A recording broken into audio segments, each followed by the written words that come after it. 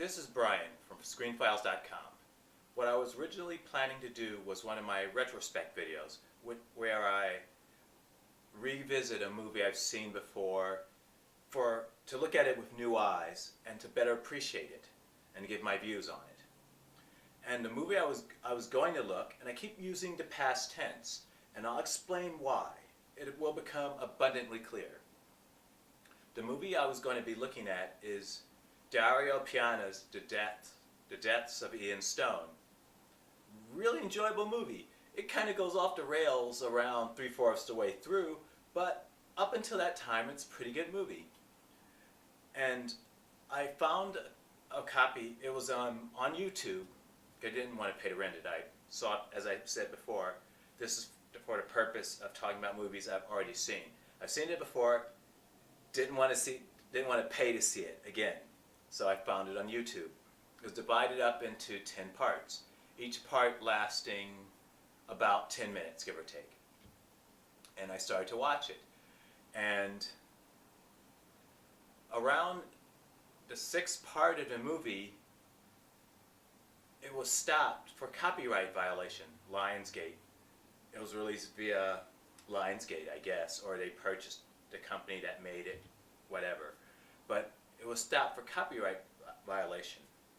So the movie divided into 10 parts. Of those 10 parts, 1 through 6 played just fine. 7 and 8 stopped due to copyright violations. 9 played just fine. And it kind of got me wondering, how does YouTube actually handle what they view to be copyright allegations? I've done my reaction videos, and typically I'll get an email saying that I'm violating a copyright. YouTube is cool about it. They still publish it though. But I get a notice saying that there's a copyright violation.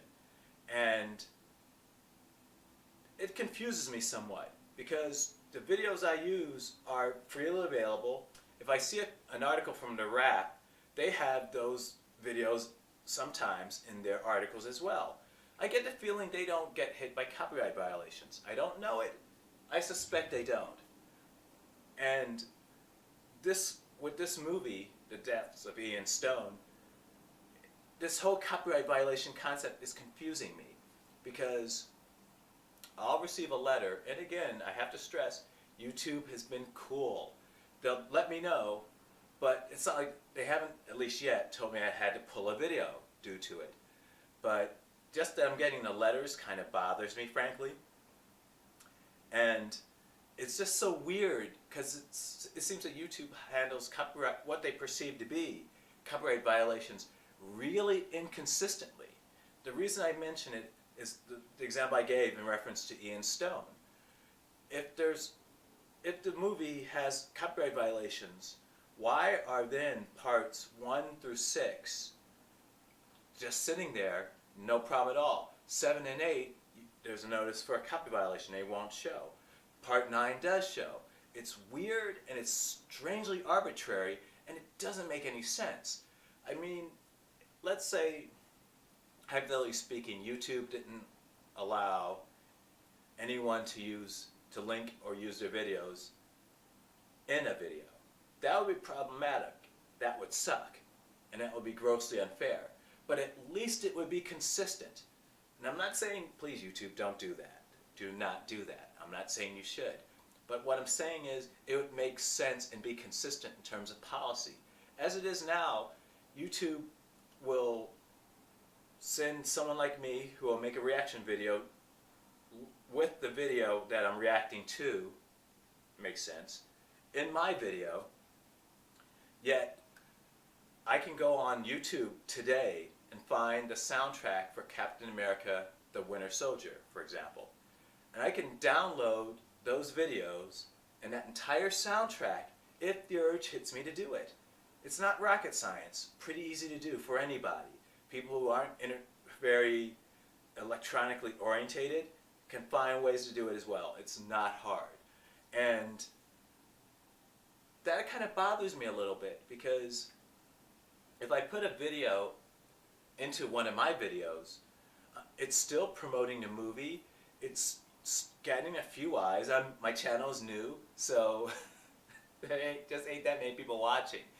But it's still promoting that movie, and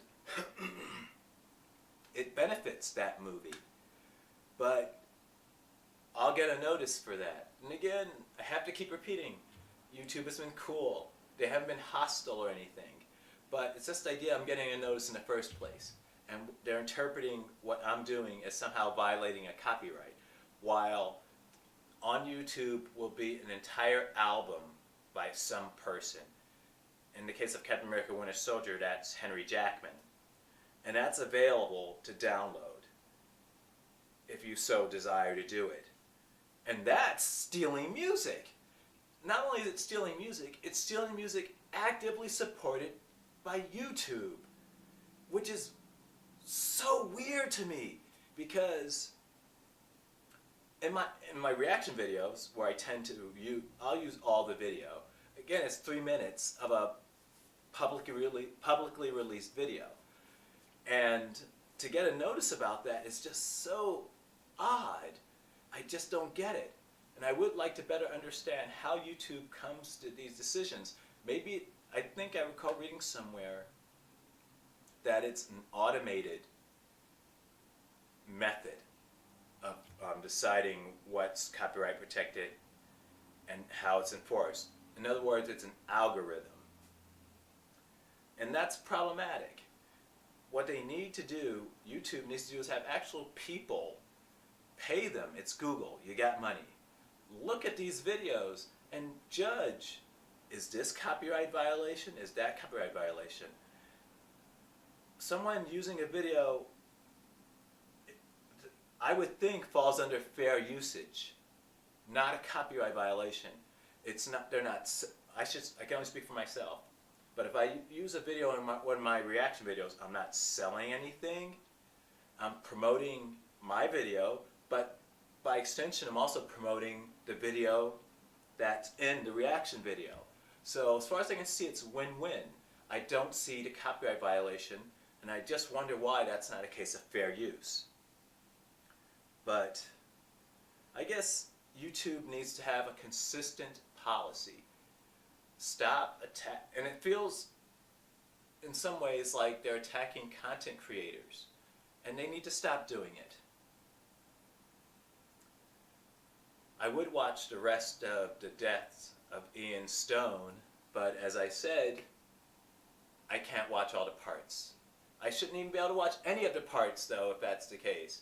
It's weird, and YouTube needs to work on it. It's an awesome channel. I mean, YouTube is awesome. Love it. Watch it all the time. But its inconsistencies are frustrating, especially when it comes to the enforcement of any kind of copyright claim. We'll see. I'm still trying to find a workaround. Okay? I want to continue to make reaction videos, but at the same time, I don't want to keep getting those notices. So I'm just trying to figure a way to work within the rather tight restraints that YouTube seems to be imposing on video content creators. This is Brian from ScreenFiles.com. Not typically the type of video I would make, but very relevant. Let me know what you think. Peace.